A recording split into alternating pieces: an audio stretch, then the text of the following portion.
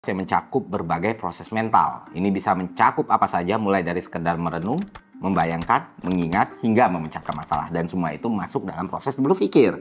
Nah, proses berpikir bisa terjadi secara sadar maupun tidak sadar. Ini poin kunci juga.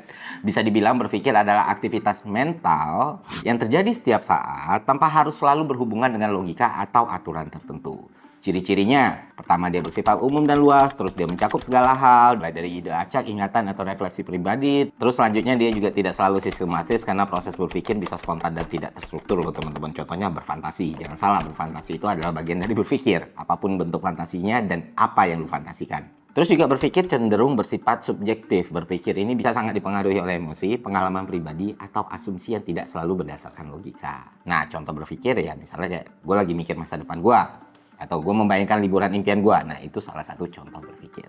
Sedangkan bernalar ini berbeda teman-teman. Bernalar adalah salah satu bentuk berpikir yang lebih spesifik, di mana kita menggunakan logika dan aturan tertentu untuk menarik kesimpulan atau memecahkan masalah.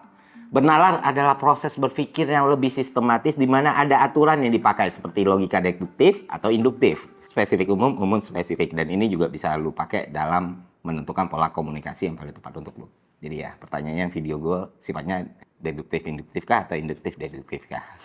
Dan semuanya itu dilakukan untuk mencapai kesimpulan yang rasional. Bernalar seringkali didasarkan pada fakta dan bukti yang dapat diuji, tidak melibatkan perasaan atau asumsi pribadi. Dan tujuannya adalah untuk mencapai kesimpulan yang bisa diuji fakta kebenarannya. Ini biasanya digunakan dalam pemecahan masalah, pengambilan keputusan, atau pembuktian suatu teori. Nah, contoh bernalar ini kayak gimana?